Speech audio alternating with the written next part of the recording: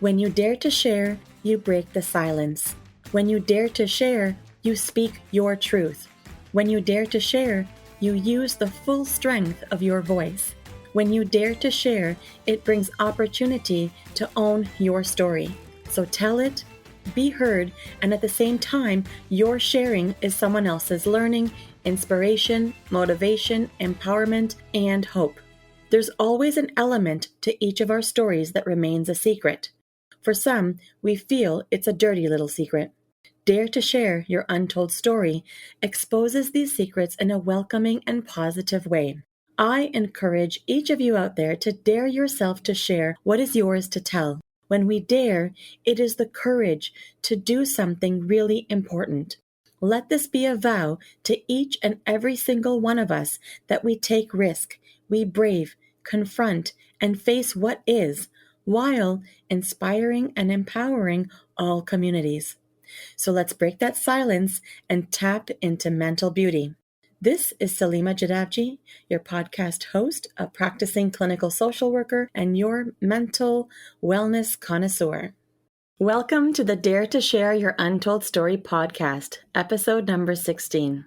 Getting There, an inner knowing despite the repressed and uncovered memory. To all my fellow listeners, before we get started, I'm just dropping in a note to give you a heads up that this podcast might be emotionally triggering for you. We do invite guests onto the show who share openly about extremely difficult life moments with exposure and impact of what the struggles have been like. The intensity of each episode could have a variable impact on your emotional and mental well-being based on your own personal story. If at any point the topic becomes uncomfortable or upsetting to you in any way, please do not pressure yourself to listen. Instead, be kind to yourself, do some self-care, and perhaps give another episode a try. Today, I have the pleasure of introducing our guest, Ross Taylor. Ross is from Burlington, Ontario. He is a father to a 4-month-old son and married to an incredibly supportive wife. Professionally, he's worked in corporate health and wellness sector for the past 11 years, just recently taking a new role to help lead and implement a mental health strategy at Sobeys. Ross has lived with depression since before he even knew what it was. He joins us to talk about how mental illness has impacted his journey through struggles to the greatest successes of his life. Hey, Ross, welcome to the Dare to Share Your Untold Story podcast. Hi, Salima. Thanks so much for having me. I'm really excited to be here. My goodness, I'm excited to speak with you today as well. I'm honestly just super excited to have you on the show. And of course, I'm very thankful that you bring with you this willingness to share and you showing your support, taking a stance with me to help break barriers of mental stigma. Thanks so much. And I mean, I can't give you enough credit for what you're doing. You're moving this industry forward and this movement forward. It's so well needed. And to be honest, you kind of helped push me into this a little bit as well, which was, I'm extremely thankful for. I'm really glad that you're here. And in case you're still wondering, in case parts of the podcast is a bit of a mystery to you, this podcast is about bringing forward untold stories that people go through, whether directly about a mental health struggle or something else. And something that we know is that no matter the story, there is impact on someone's own mental health in some way, which remains unseen or tucked away. So this platform serves as a way to break these barriers of mental stigma that have been conditioned in our society. So together with our conversation today, I hope it's really about encouraging people to share and tell what people typically have reservations for expressing. And so, of course, I'm bringing forward this new trend. It's called the mental beauty rethink. What do you think, Ross? I like it. I mean, I think I've had to just rethink the way I look at my life and the way I look at my experiences so many times. It really resonates with me. All right. You ready for my questions? All set. Let's go. It's going to be great. Okay. Ross, give us the newspaper headline of how you would title your untold story. Yeah, I think if I had to put a newspaper headline on it, it would be something along the lines of From Half Empty to Half Full. Okay. And so what does this headline mean to you, from half empty to half full? It really means just taking perspective of my life and taking perspective of the experiences I've had, and just reframing them and looking at them in a different way. I mean, I could take some of the moments of my life and be really upset about them or be really down about them. But to be honest, and this may sound cliched or corny, but they've all led me to where I am today. They've led me to a really happy, healthy life, an incredible family, and something I'm just really grateful for. Absolutely. Yeah, I mean, it's also your perspective too, right? Like, it's one's perspective on life and which perspective you're going to stand in and which perspective you're going to own. And I can see now, after you explained what this means to you, how that might unfold in your story. So why don't we segue there? Tell us what your untold story is all about. Share with me the who's, the what's, the when's, the where's of your story. Yeah, happy to. And really, I mean, my story involves mental health and involves depression, and it really, I don't really know where it starts, to be honest. I don't really know exactly when you would say I was inflicted with this, or where it started, where it began, as far back as what I've been told. And this is something I don't remember. So as far as we go as untold stories, it was a little bit untold to me too. Okay. When I was 5 years old, my father was arrested for a white collar crime, Okay. just outside of Toronto. And apparently when he was arrested, and actually like the police came to our house to arrest him, I was the only one home. I have a couple older brothers who are incredible. I've got a mother who's just amazing, but none of them were home at the time. So it was just my father and I. And I have other memories of that time living in that house, things that happened to me in that house around that time. But I have absolutely no memory of that day or what happened that day, or seeing my dad arrested, seeing me being walked to the neighbor's house for someone to take care of me. And I have absolutely no recollection of it whatsoever. What really came up after that was I developed a speech impediment not too long later. So, some of the ums and ahs that you'll hear in this podcast aren't just that. They're me also dealing with the kind of lifelong speech impediment that I've developed and apparently didn't have before that moment. Well, I have lots of ums and ahs that I say here today. So I've been told I say lots of ums and ahs. So and that's really where kind of the journey for me begins regarding mental health. I don't think I knew until I was probably in my late 20s that what I was dealing with was depression. And whether I dealt with it before that day when I was 5 years old or after, I'm not sure. As a kid, I would deal with tension and disappointment and sadness in a way that was pretty unproductive. I would rip up baseball cards and break toys that I had, and I had no idea that what I was doing, this was kind of my way of coping. I really didn't realize until I got older and until I was kind of pushed into it from a few kind of relationships that I'd had with friends and romantic partners that, there was something deeper here, and there was something that I really needed to get some support with. And that's kind of like the journey that I was on and am still on today. I say this, and hearing a story about my dad being arrested right in front of me is definitely a traumatic experience for any little kid, and certainly for me. But it's really turned into this whole journey. It's turned into something that I've found to be able to spin into a career and a career path and a life and a way to be open and honest with partners and friends. And it's still a journey I'm on. I'm not the most open person with friends all the time or family members. And it's something that I've learned to deal with kind of throughout my life. Right. And, it sounds like you did the best that you could. I mean, it sounds like when you're telling me about, the acting out physically, like destroying your belongings, like your toys or your baseball cards and those things, that it's like a way of regulating your emotions. You really didn't know what you were experiencing, and there was so much pent up and you needed an outlet. Exactly. And I didn't know what that was until I was older and a little bit more educated on it and actually sought out and got some support. And to be honest, was pushed into that support. So when we talk again about dare to share, I was kind of dared to get support. It really was.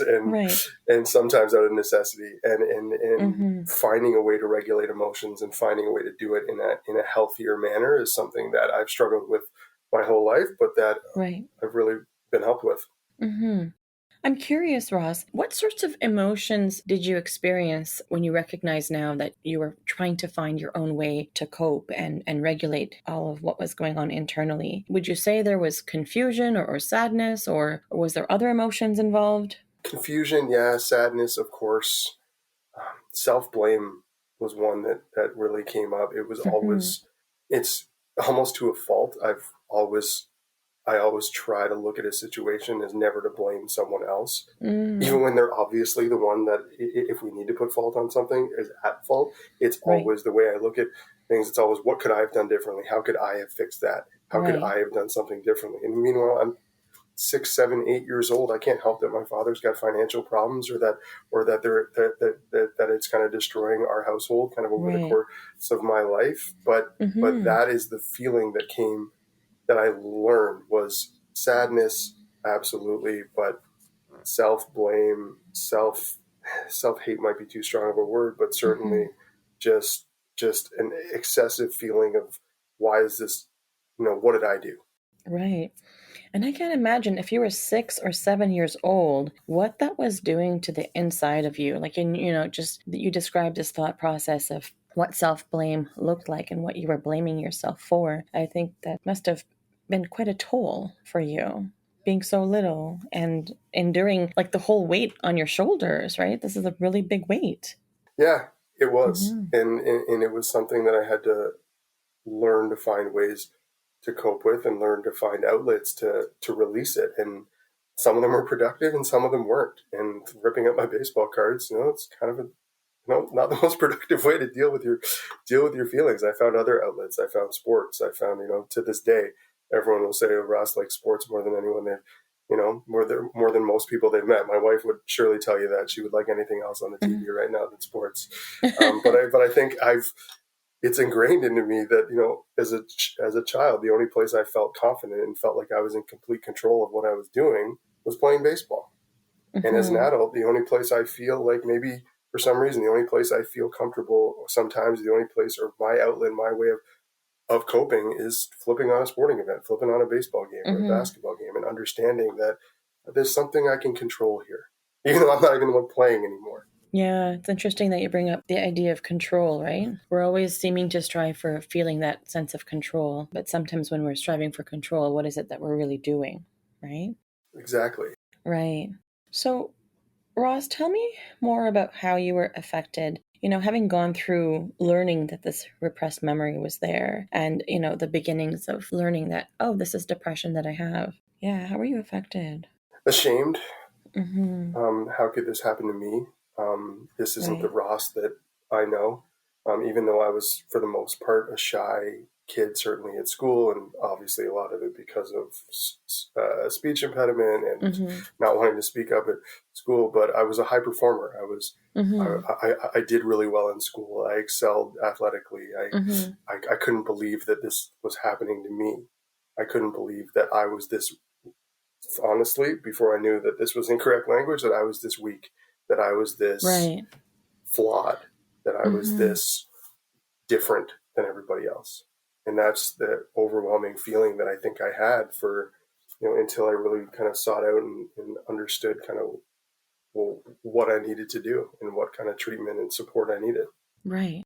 It sounds like the way you describe this, there was like the silos thinking. There's Ross, who's a high achiever, super sporty person, and you can achieve and attain results and do well. And then there was like this part of you, this hidden part. Then there's this Ross that has this mental health situation going on here. So this doesn't match. It's almost like you were seeing them in silos and saying, well, I don't know how this connects. How does these two things connect? This is like polar opposite, right? How does this connect? Yeah, it didn't add up. It didn't logically make sense. I've always thought very logically and thought kind of in very, as many black and white terms as I can. Although I'm learning, being in the mental wellness industry, there's a lot of gray, and I think that just, it didn't add up to me. It didn't add up that how could I be so good at these things and yet have this one thing that I didn't know how to and couldn't figure out how to shake. Yeah, it's so unfamiliar, and it's because we don't talk about it. So it becomes that much more unfamiliar. And when you talk about the shame, feeling ashamed, I attribute that to, how some of our society is conditioned. I mean, of course, we've made a lot of progress to date. And certainly during the pandemic year, there's been a crack in to kind of explore more and be more open to things. But how long ago was it that you got your diagnosis? It's about 10 years ago, Okay. give or take. Okay. And so you were in your 20s at the time? Correct. Okay, right. So even in 10 years, I know that there's been a drastic shift in mental health and the acceptance of mental health. However, I feel like we've just, kind of surfaced just a small part with a bit of a ways to go. Yeah, absolutely. I mean, we're so far further ahead than we were 10, 15, 20 years ago. But Right. you're right. It's an awkward conversation. It is. Yeah. I mean, I hesitated to be on this podcast. My title at work has mental health in the title. And yet there's still that hesitation. There's still that something out there that, Right. why can't we talk about this like we talk about a broken leg or like cancer? Exactly. How are we going to get there? Because it's I think just when you take something away from people that they can't see or feel or touch, it's still a little unknown. And it's still a little, I don't know if we'll ever fully get there.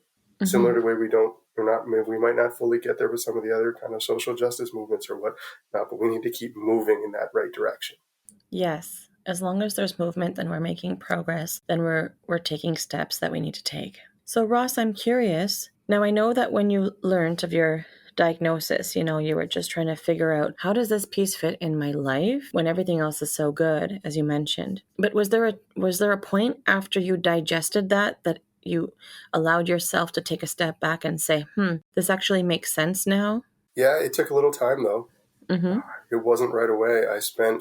I got diagnosed with depression when I was, in my mid-20s, and spent a year taking an antidepressant, and vowed on the first day that I started taking it that I was not going to be someone who had to take antidepressants for the rest of their life, that this wasn't, I didn't need this and this was for somebody else and I just need this. Okay, it's a little stopgap measure to get me to the next point. And I did. Took it for a year, went off of it, and stopped seeing a counselor, stopped doing all the things that I needed to do. And the truth is it's not something that I just need for a little bit of time. It's something that I'm probably going to deal with for the rest of my life. And it took me probably 3 or 4 more years to decide to go back and to get more support and to go back on an antidepressant, which I take now daily, which in the grand scheme of things, it's one pill a morning and it takes me 2 seconds to take, and it's not a big deal. I think about it like having a Flintstone vitamin when I was a kid. Right.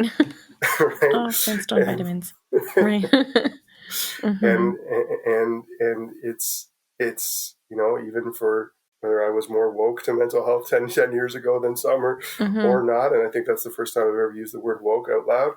Or it was something that took me some time, and took me some time to even share with family, friends, right, etc. And even still, I'm sure there's some people that'll hear this that are like, wow, I know Ross really well. I never knew this. Yeah. It's a secret. Yeah. We'll talk about it, right? So I want to know if it's okay to ask. So before you knew it was depression, so before you got this diagnosis, did you at some point decide did you not decide, but at some point did it occur to you that, okay, something different is happening to me, so, I got to do something? So my question here is, how did you know something different was happening? What were you noticing? Behaviors, just periods of almost lethargicness, just difficulty getting out of bed, difficulty being motivated, almost like going through swings of being motivated versus not. And honestly, I got pushed into it. I got some help from my now wife and from previous relationships I had before her, and was really kind of pushed into getting that support. But really, it was just noticing outbursts and things like that were coming up. They were more frequent. Anger over insignificant things. Okay. So people were noticing. People like your heart connections, people in your world were noticing that, okay, we got to encourage Ross to get some help. Like there's some things that he needs to explore. Absolutely. Family usually knows, if you're close enough to them, and I wouldn't say we have the closest family in the world, but we're close enough, and they knew something was going on. They knew something was off every now and then, that Ross probably needed some support. Friends, relationships, absolutely. They all knew, and it was, I think the person has to be ready. I think the person has to be ready to have that conversation and to be mature enough to take the next steps. Right. And so, Ross, a few minutes ago, you were talking about the idea of, your belief system about when you did learn that, okay, this is depression that I have. And you talked about this idea of like, well, this is like me being or feeling weak. And we can associate that with, living in a stigmatized world when it comes to mental health, right? So when that happened and the resistance that you experienced, at what point did the resistance lift? Like, how did you get to the point of acceptance? Like, I know you got there, but how did you get there? It took time, and it took opening up and sharing with a few people, and maybe it was one person at a time, close friends, family members. What really helped was sharing with people. Again, dare to share, Right. and it was really daring myself to share with one or two people at a time. And what I usually tell people, and what I anyone who's struggling or anyone who's looking for support, be it reactively or proactively, is people are so much better people than we give them credit for. We're so bombarded, especially nowadays, with social media, with anger, with hatred, with divisiveness. When you actually open up to someone, be it a friend, a family member, a colleague, boss, whoever, 99% of people are amazing. They're good people. They listen, they can relate. They've either dealt with something, or they know someone who has, or they have a family member or a friend. And everyone's flawed, and everyone has things. And that sense of peer support, camaraderie, shared experience, we're in this together, helps. It can sound cheesy and it can sound corny, but it's not. It's the truth. It's Yeah, I don't think it's cheesy or corny. I think it comes down to the simplicity of it just takes connecting to someone. It just takes that one step. And it seems like from what you've been describing, you've gone from that place of your beliefs and your thoughts and having them like two Rosses, right? Ross in silos 1 and in silos 2. And it seems like when you're sharing about how you got there to the place of acceptance, when I asked, the giving it time and opening up and sharing, it's almost like that's how you were able to merge all of Ross. This is Ross taking care of himself. This is all parts of Ross, with health and wellness and all the other parts. Yeah, you're right. I don't know if I ever looked at it that way, but you're right. Kind of silo 1 and silo 2 kind of merge together to be, one kind of whole being here, and really, I think I say it a different way, but it means the same thing. This has all come together to make me the person I want to be and the person I get to be both at home and at work now. It's all synchronized now. So Ross, when people come to see me in the therapy room, these individuals are typically in one of 3 places. So some people, when they come to see me, they're just getting started with an area that they want to sort of dive into. Some are in the middle, and some are looking back, ready to, fly and go somewhere else. So for yourself, what part of the journey would you say that you're in? Would you say that you're looking back? Are you in the middle, or are you getting started? I think in the middle. Okay. I think we're all constantly changing and evolving and going through different things and having challenges and building our own resilience and having our battery drained and charged and back and forth. And I think we're all in the middle of some sort of a journey through life. And hopefully we're only just beginning with a lot of things that I still want to get done with my life and where I am with mental health and in affecting some change. I can tell you that my hair is certainly on the downside of that journey, but for the rest, I really hope I'm somewhere in the middle and just really looking forward to what's ahead, because I just feel like I'm in such a place of self-awareness. Right.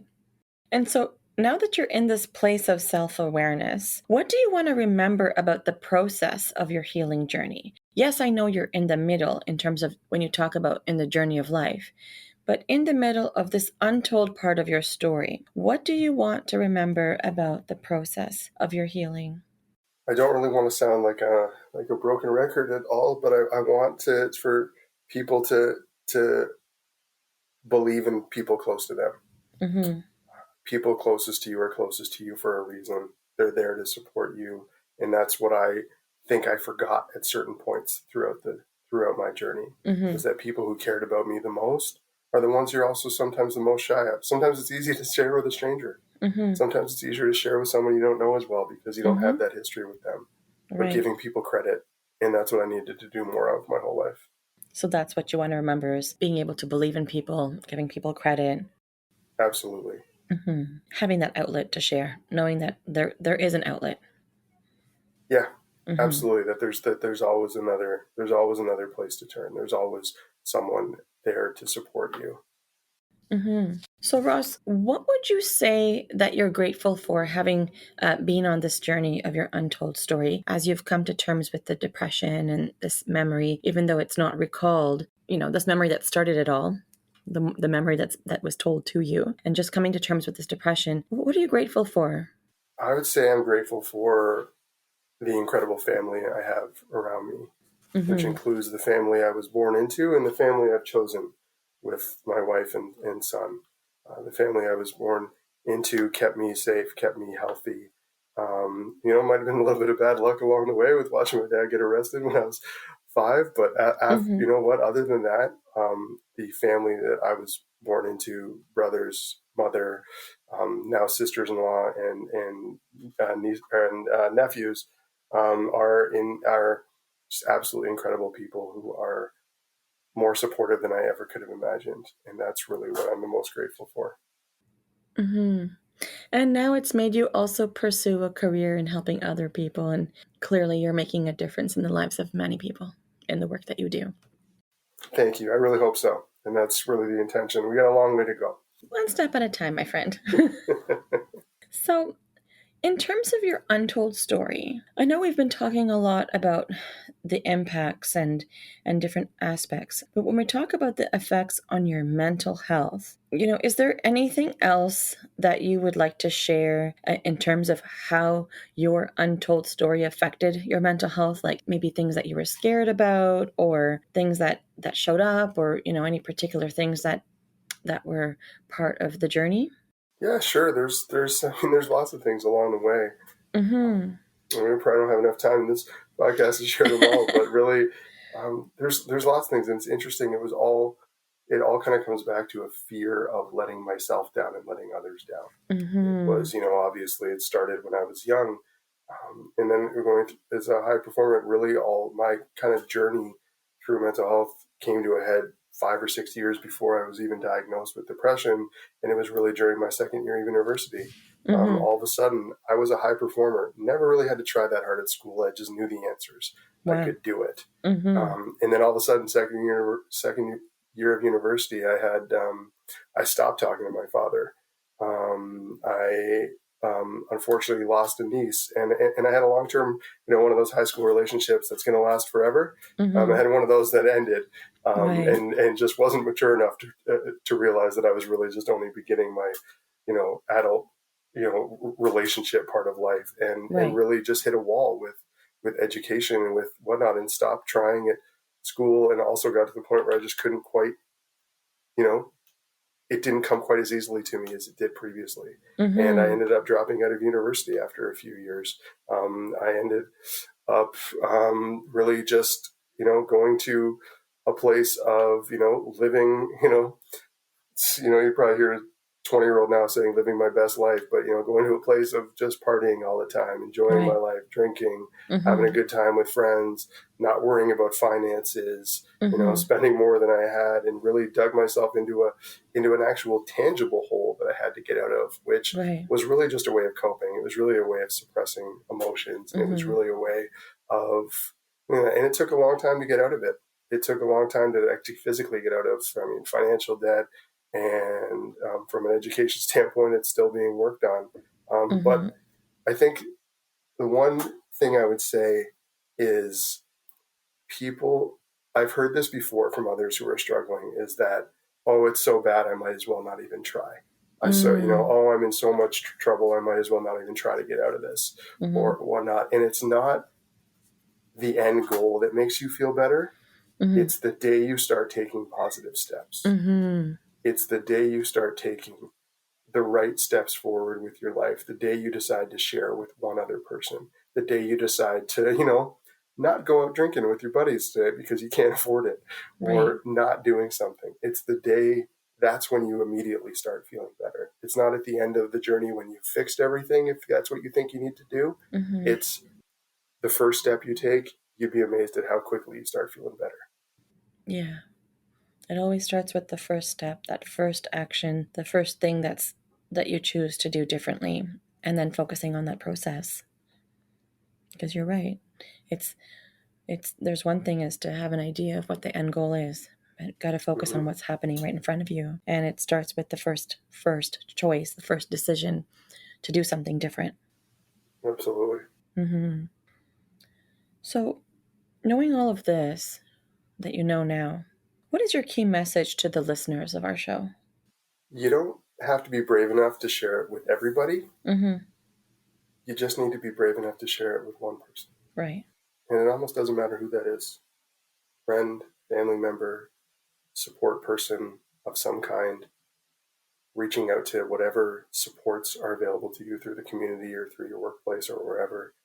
You just have to be brave enough to share it once. Mm-hmm. Yeah. I like that you said that.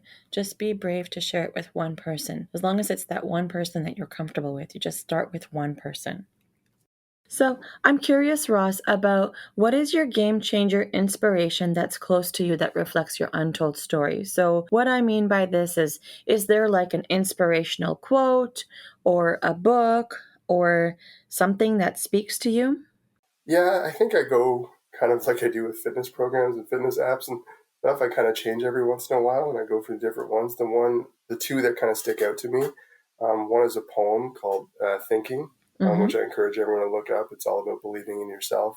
Mm-hmm. And the second one, and the one that kind of comes up daily in life now, is be the change you want to see. Mm-hmm. Is really just listening to that Gandhi quote. We can only really affect what we do and how we react and how we behave. And if you want to see some change, be it yourself first. Mm-hmm. You know, Ross, I have a mug that's sitting on my desk right now in front of me, and it has the same Gandhi quote. It says exactly what you just said, be the change you wish to see in the world. And interestingly, I have some random snippets around my office, and one that's just a little reach away here is the same poem, Thinking, by Walter Wintle. And so if you like, I can read it out for the readers. I mean, not the readers, the listeners. Absolutely. Go ahead. Okay. So it's titled Thinking. If you think you are beaten, you are. If you think you dare not, you don't. If you'd like to win, but you think you can't, it is almost a cinch that you won't. If you think you'll lose, you're lost. For out of the world we find success begins with a fellow's will. It's all in the state of mind. If you think you're outclassed, you are. If you've got to think high to rise, you've got to be sure of yourself before you can ever win the prize. Life's battles don't always go to the stronger or faster man, but sooner or later, the man who wins is the one who thinks he can. Walter Wintle. Thanks for reading that out. I think that's the first time I heard it read out loud to me since I was 9 years old and playing on a baseball team. And somehow that's always stuck with me. Yeah, I'm glad that it was helpful for you to hear it too. Yeah, I have this folder that has a bunch of things that, clients have given me. People have told me about their inspiration and if they're available, and they just seem to sit on my desk. So this one was here along with my mug that has the other quote on it. So that was pretty cool that they're both here. So thank you for sharing that. And so maybe you can tell me, what is a cause or an organization that has been impactful to you on your journey that perhaps you'd like to give a shout out to? Yeah, I'm happy to give a shout out. I just left a workplace that I spent the first 10 and a half years of kind of my adult career at. Mm-hmm. And it's called Borno Chappelle, which is actually about to change their name to LifeWorks. And what they did for me in my career and my journey was something that I probably won't ever be able to thank the people there enough for. There's incredible people there. And to be honest, and since I left there, I don't have to be ashamed of this. I didn't know what the company did on the way to the job interview 11 years ago. And I fell in love with the industry and the people and everything that they do. And in that organization and working in that organization, what it taught me changed everything for me. And for our listeners, can you share a little bit about what are some of the things that they do? Yeah, sure. So Morna Chappelle, or soon to be LifeWorks, is an HR consulting firm. It's one of the biggest ones in Canada.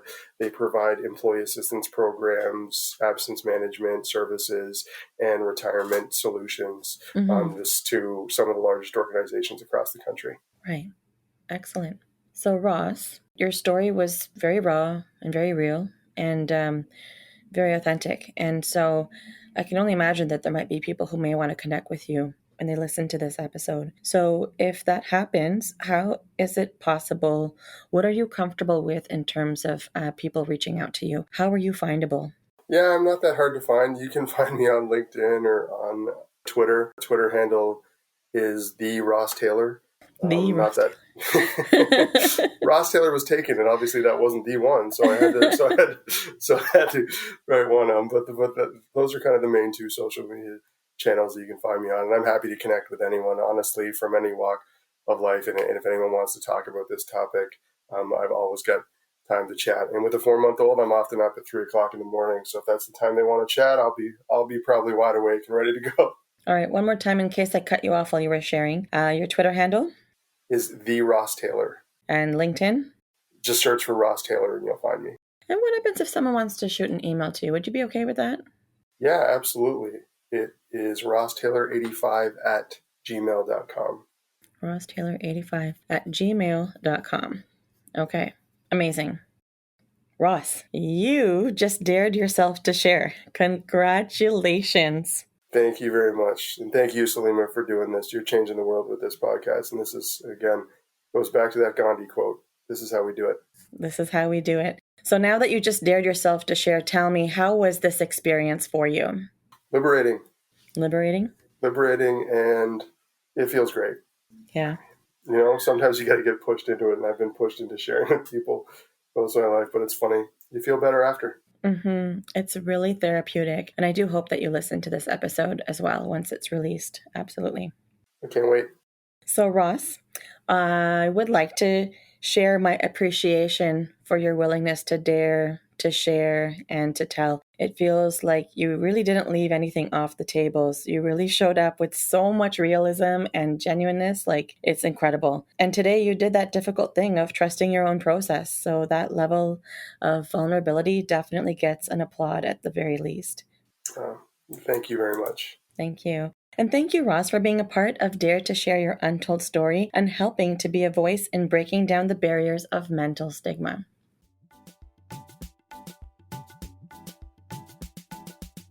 To all of our listeners, if you like what you've been hearing on this podcast and you want to be part of breaking down barriers of mental stigma, I invite you to go wherever you are listening to the episode and hit subscribe. Leave us a comment or a review of the episode and maybe how you relate to it. To learn more about what we offer, visit www.daretoheal.co. And if you are feeling ready and brave to share, please submit your story by visiting www.daretoshare.co. Thanks for joining in.